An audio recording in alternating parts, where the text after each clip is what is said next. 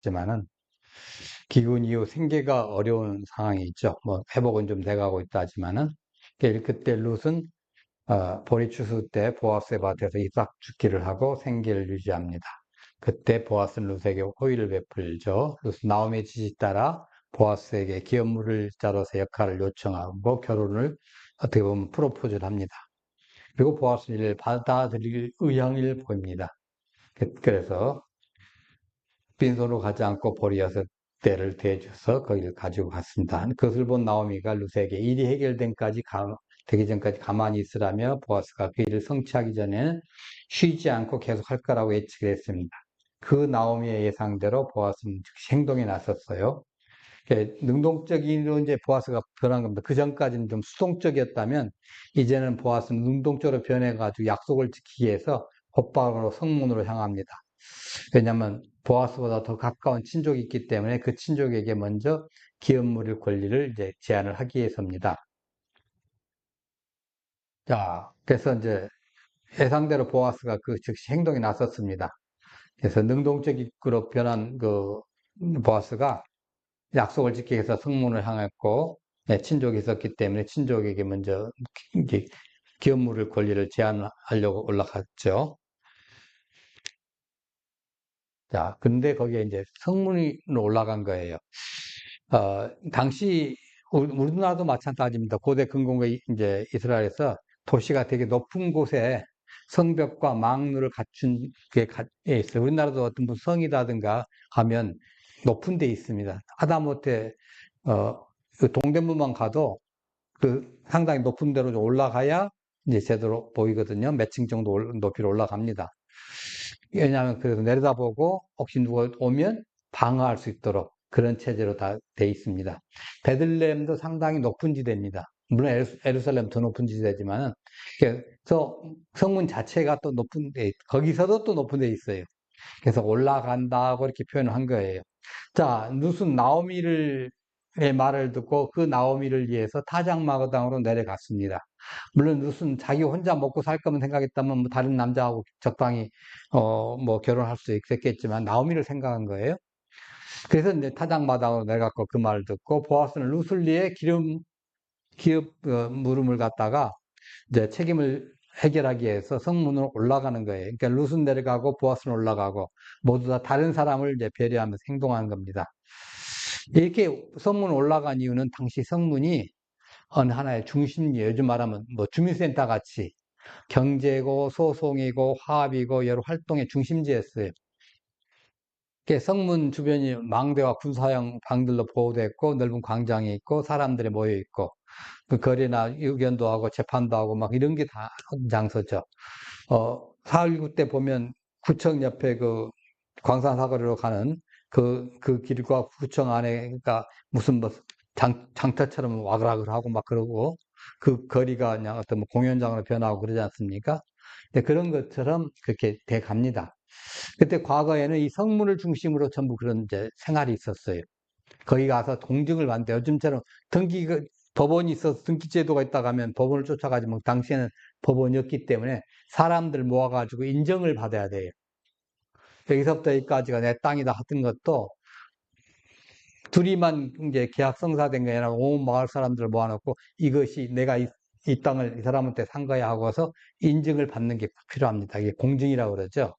이게 이제 그때 당시는 아주 행행했습니다.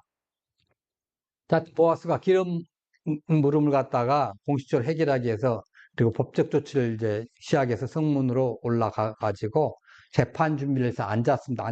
앉아서 보니까 마침 보아스가 말했던 자기보다 먼저 기업물을 우선권 있는 자가 지나가는 걸 보고 이제 법적 절차를 갖다가 이제 시작한 거예요. 그러면서 보아스가 물론 그 사람의 이름을 불렀을 거예요. 우리 성경에는 아무개요 하고 나와 있지만은 그렇게 기록은 어떻게 해요? 그 사람 이름을 기록하지 않고 아무개라고 얘기한 거예요.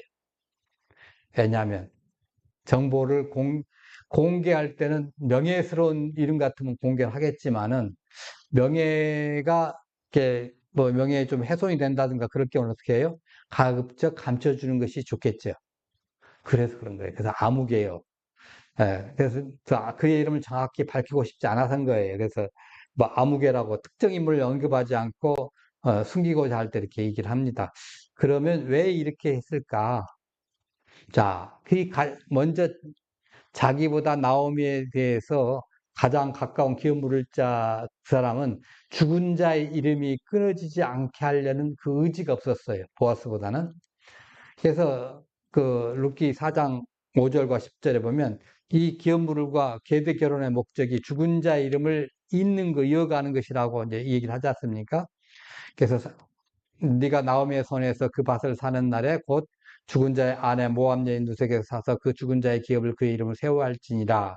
말론의 아내 모압 여인 룻을 사서 나의 아내로 맞이하고 그 죽은 자의 기업을 그의 이름을 세워 그의 이름이 그의 형제 중과 그의 것 성문에서 끊어지지 아니하게 하매 너희가 오늘 증인이 되었느니라.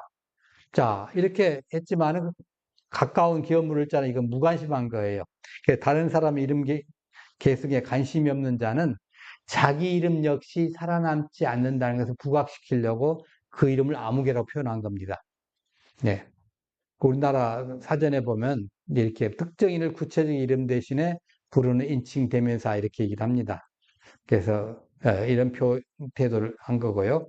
그 다음에는 이리 와서 앉으라고 권면한 겁니다.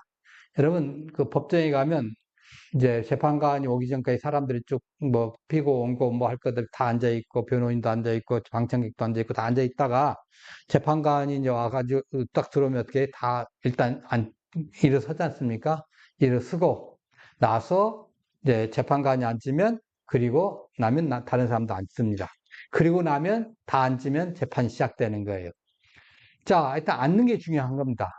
성문에 앉은 다음에 기업 물을 자를 불러서 이제 자기가 먼저 앉고 그 사람들 먼저 이제 했죠. 이제 그 두 사람만 가지고 되는 게 아니에요. 장로들을 택합니다. 장로들을.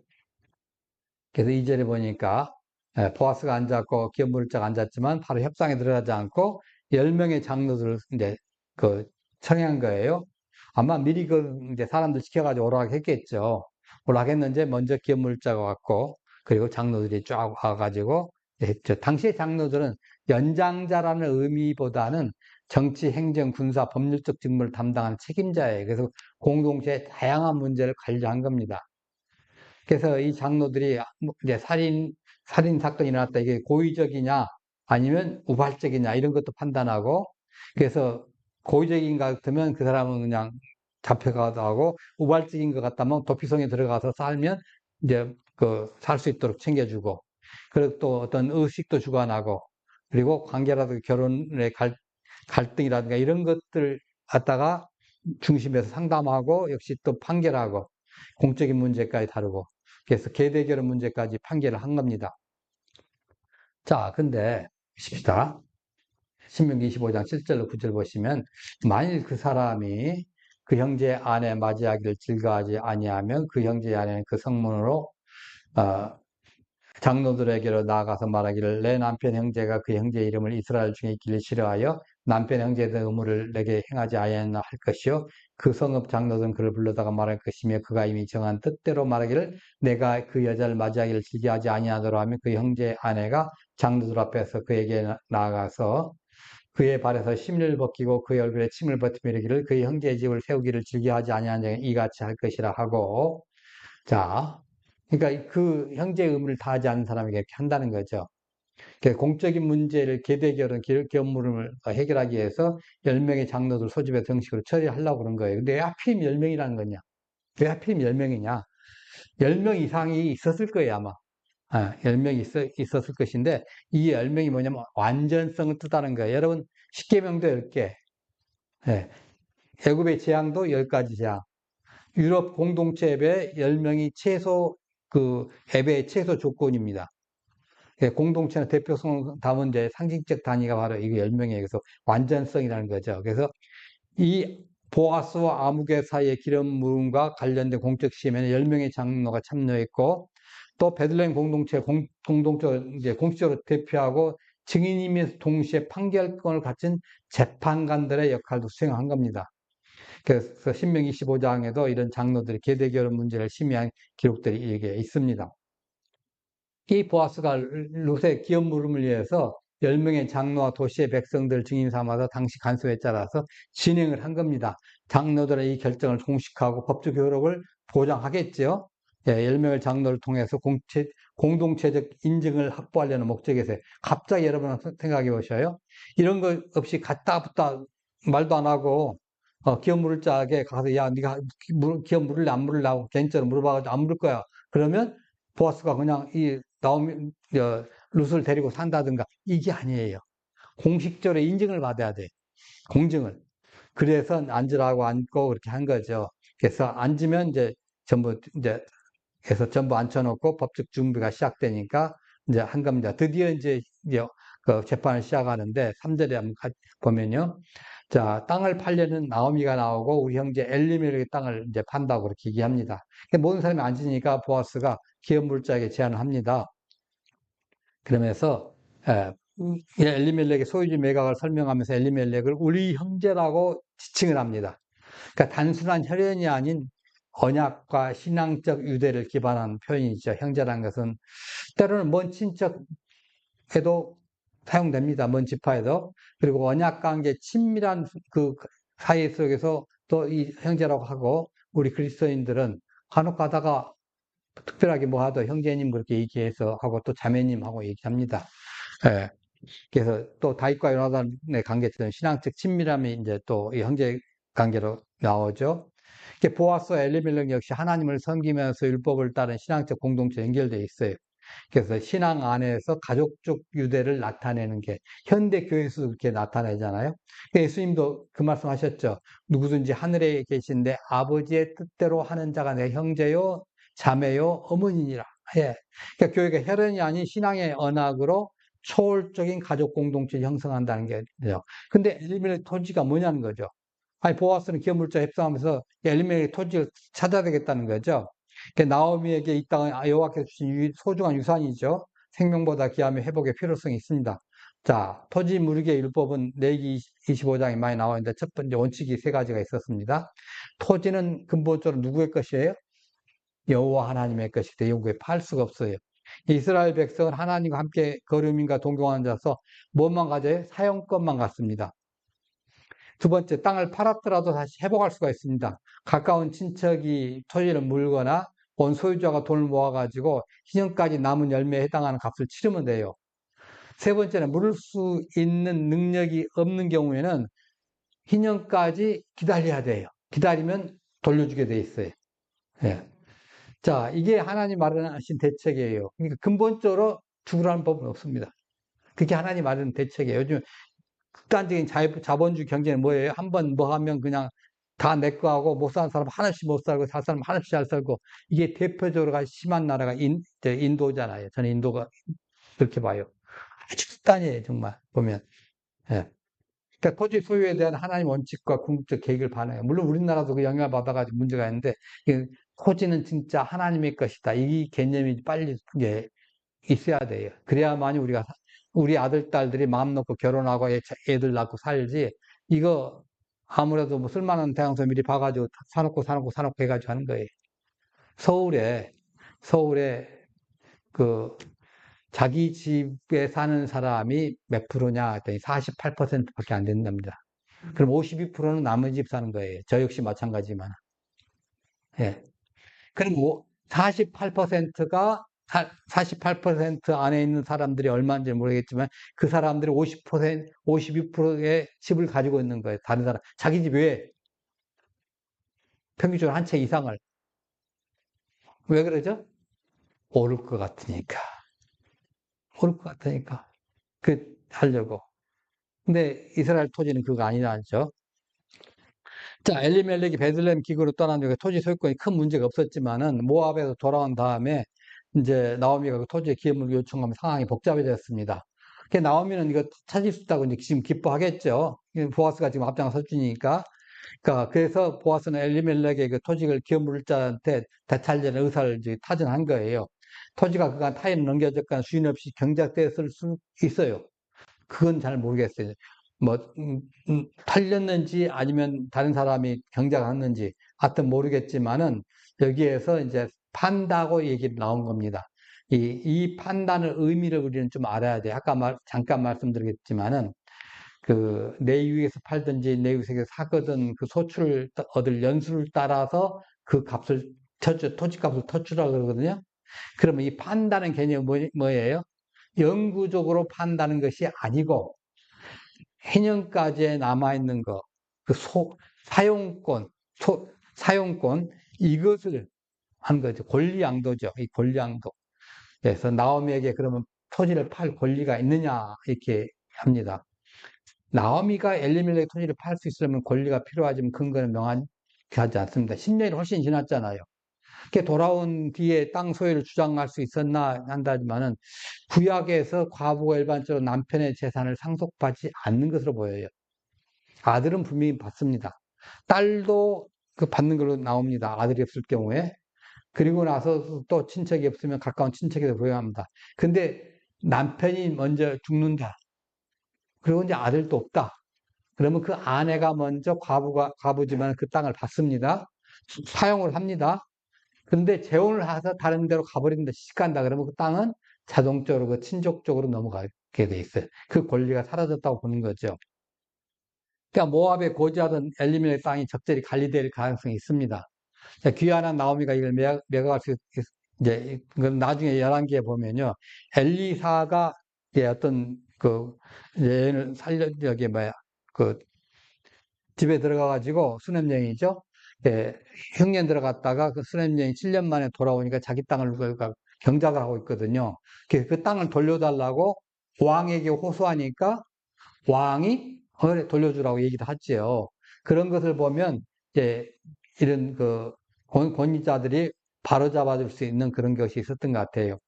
그래서 땅이 영구히 하나님께 속하고 팔 수 없다는 그 성경적 이념에 바탕을 두고 있고, 그래서 어떤 가족에도 이제 분리할 수 없다 얘기할 수 있죠. 자, 하여튼 그 소유주 어떻게 팔린 땅이 돌아오냐면 친족 구원자가 와서 형제가 판 것을 물습니다. 뜻에 판 사람이 직접 내가 그 돈을 좀 모았다 그러면 다시 그 값을 주고 땅을 되찾습니다. 그거 안 되면 이제 아까 말한 것처럼 희년에 그 찾을 수가 있죠. 그리고 팔린 사람의 가족 우선순위도 형제, 삼촌, 사촌, 근친 순서 이렇게 적용이 됩니다. 자, 그러면 이제 그래서 하는데 보아스가 가까운 친족에게 기업 무르기 절차를 이제 설명하면서 내가 네게 대하여 알게 하려 했느니라 하고 얘기합니다. 알려준다는 거예요. 그래서 그 길을 열리라 이렇게 했는데 이 말은 중요한 정보 전달이나 비밀 공개할 때 길을 열린다는 걸 한다. 갈라라고 하는데 알려준다. 하나님의 계시와 비밀 드러내기 여기에서 이제 알려준다. 길을 연다 이렇게 얘기를 합니다. 요나단이 다윗에게 그 사울의 비밀 계획을 알려주잖아요. 이것도 길을 연다고 얘기를 해요. 비밀이라든가 충성이라든가 또 속삭이는 사랑의 속삭일 때 이게 전부 이게 그 알려준다고 이렇게 하는데 알게 하여 하리라 하는데 사실은 이게 이제 길을 연다는 그 뜻이거든요. 자, 보아스가 기업 물을 자의 길을 열어 알려는 중요한 내용이 뭐냐는 거죠. 여기 앉은 이들과 내 백성의 장로들 앞에서 사람들 모두가 모인 앞에서 너희가 공개적으로 땅을 사라. 나오미의 땅을 사라. 엘리멜렉의 땅을 사라. 그래서 그의 모든 것을 다 책임져라. 이렇게 지금 얘기를 하는 거죠. 그래서 이제 공식적으로 사적인 계약이 아니라 지역사회 증인으로 공식적으로 공개적인 이 과정을 통해서 너희들이 챙기라는 거예요. 법적 거래를 지금 시킨 겁니다. 원소유주에게 토지를 되돌리고 가족 간 거래인 것을 한계시키는 것서 이제 법적 절차가 이제 중요하다고 하는 거죠. 그래서 그렇게 하면서 얘기를 합니다. 만일에 당신이 물기 싫다 하면 내가 물으마. 내게 알려주라고 이렇게 한 겁니다. 예. 당신 말고는 이걸 회복할 사람이 없고 그 다음이 나다. 당신 다음이 나다. 난 돼 있다. 준비가 돼 있다. 근데 당신 우선순위가 있으니까 당신이 지금 얘기하라. 그러니까 이 기업 물을 책임이 두 사람에게 있어요. 둘 다 거부하면 나오미의 땅은 친족 영역을 벗어난다고 그랬죠. 하나님 뜻에 어긋날 수 있으니까. 그러니까 지금 보아스가 내가 챙길게 하는 거죠. 하나님 주신 땅 개본에서 유지되기를 바란 거예요. 그러니까 친족 간 책임이 요구된 거죠. 그러니까 보아스는 지금 자기가 그 자신의 손실을 감수하고 나서 기꺼이 감당하려는 거예요. 왜냐하면 우리가 아까 읽어봤지만은, 이 주에 또 이렇게 말씀드리겠지만은, 손해가 나서 나는 못 물겠다 그러지 않습니까? 가까운, 우선순위 그 견물을 자가. 아무래도 손해가 날 수 있겠죠. 그 사람 나쁘게 평가할 건 아닙니다. 자, 근데 보아스는 기꺼이 내가 물겠다 하는 거예요. 이게 지금 그 두 사람의 차이입니다. 여러분, 어떤 삶의 모습을 우리가 가지고 있어야 되냐는 거죠. 이게 루키 기자는 보아스를 통해서 이렇게 살라고 지금 알려주고 있어요. 그러니까 보아스는 율법의 문구 이웃을 사랑하라, 뭐해라 하고 뭐 친척을 챙겨봐라 이런 것을 넘어가지고 율법적인 것을 넘어가지고 인애를 신천한 사람이에요. 그래서 룻에게 이삭을 주는 걸 허락했고 물과 음식도 제공했고 일부러 이삭을 더 줄게 막 특기도 하고 옆에서 챙겨주기도 하고 또 한밤중 결혼을 요청한 자다 깨보니까 옆에 여자가 있어 얼마나 깜짝 놀랐겠어요. 그런 룻을 멸시하거나 쫓아내지 않고 기업 물겠다고 약속을 하지 않습니까?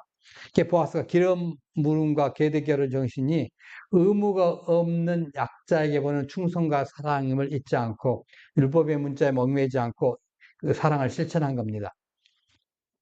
자, 그렇다고 기업 물을 자가 악한 행동한 거 아니에요. 나름대로 가정을 가진 성인으로서 정상인의 평범한 행동을 한 거예요. 자, 이 여자하고 또 결혼해야 돼요. 지금 자기가 결혼하고 또 결혼을 하고 있겠죠? 근데 이 여자를 데려갔을 때, 누가 와야죠? 나오미도 와야죠. 그리고 자기가 이 여자를 통해서 낳은 아들은 누구 거예요? 엘리멜렉 가문으로 내려가는 거예요.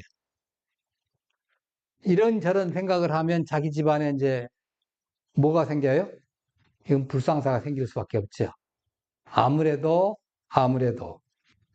그걸 보고 그 기업물을 자 아무개 씨의 부인 이제 미세스 아무개가 배우 환영하겠습니까? 어렵죠. 와가지고 뭐 보탬된 게 아니라 전부 돈만 나가는 거예요. 그 여자 데려가 봐야 뭐 당시에는 노동력인데 노동력이 얼마나 있겠어요. 기껏 한 단계 루시 나가서 지금 이삭 줍는 것밖에 못 하잖아요. 그래서 조금 더 기껏 한다면 빨래하고 뭐 그런 정도께 더 하겠습니까? 근데 전부 이제 평생 부양을 해야 하잖아요. 평생 두 사람을 위한 복지 정책을 다 펴줘야 돼요. 보통 일이 아니에요. 더군다나 또 아들을 낳으면 그 아들한테 지금 금방 산 그 땅까지 해가지고 다 물려줘야 돼. 자기 아들이 아니야. 자, 미세스 아무개가 이걸 쌍수 들고 환영은커녕 부부싸움 안 나면 다행이에요. 보았으면 그걸 가하고 있는 거예요. 그리고 거기는 저기 있고. 그러니까 잘못돼서 우리는 그 판단하면 안 돼요. 너 나쁜 놈 하면 안 되고 그 사람은 그 사람 나름대로 생각이 있어요. 잘못하면 가정 파탄까지 이럴까요? 요즘 같으면 바로 이혼 각이죠. 뭐 그 정도 되면. 예. 자, 그러니까 근데 보아스는 어떻게 했냐면 거룩한 공동체를 만들기 위해서 정상적인 이제 책임의식으로 이제 생각을 하고 그것만은 불충분하다. 그래서 정상적인 평범한 행위로서는 믿음의 공동체, 거룩한 공동체 만들 수 없으니까 여기에 뭐가 필요해? 희생이 필요하다는 거예요. 경제적 손실 위험 각오하겠다는 거예요. 루카 나오미를 돌볼 1차적인 책임 지겠다는 거죠. 그리고 그 아들이 있다면 그 아들에게 아들도 잘 키우고 다 챙겨주고 이 땅까지 다 물려서 살 수 있도록 만들어주겠다는 거예요. 자, 처음에 적절 룻을 돕기보다는 어떻게 했어요? 자, 여호와께서 네가 행한 일에 보답하시기를 원하며 이스라엘의 하나님 여호와께서 그의 날개 안에 보호를 받으러 온 네게 온전한 상 주시기를 원하노라 하고 축복만 했습니다. 그리고 스톱이에요. 축복한 것까지 좋은데 자, 그러나 후에 보아스가 생각을 하나님 수준에서 룻에게 복을 주셔야만 하지만은 인간의 수준에서도 누군가 룻을 좀 챙겨줘야겠다. 이걸 깨달은 거예요. 그래서 그 역할을 누가 한 거예요? 자신이 한 거예요, 보아스는. 그럴 법적 도덕적 이유가 보아스에게만 있는 거 아니었죠. 아까 말한 기업물을 짜고 그 사람 우선이에요. 그럼에도 불구하고 자기 재산상의 권리를 감수하고 룻과 결혼하기로 결정을 한 겁니다. 그래서 보아스의 자기 희생의 사랑이 가치가 있는 겁니다. 자기 희생이 없이는 그 어떤 하나님 일도 하나님 일로 만들 수가 없는 거예요. 내가 아무리 멋진 일을 했다 하더라도 내 희생이 들어가지 않으면 진정으로 하나님 앞에서 받을 무슨 상급이 있겠냐는 거예요. 그렇잖아요. 아무리 멋지게 했는데 자기 희생이 아무것도 없었어. 어떻게 보면 그냥 그 근로자와 똑같아. 근데 결과는 좋았어. 하나님 앞에 봐서 상급이 있냐는 거죠. 세상 속에서는 물론 상급이 있을 거예요. 네. 여러분, 은혜 가운데 거룩한 공동체를 위해서 우리가 사랑에 희생하는 것을 기뻐하면서 천국의 상을 기대하는 위대한 삶을 살아가십시다. 네. 찬양하십시다.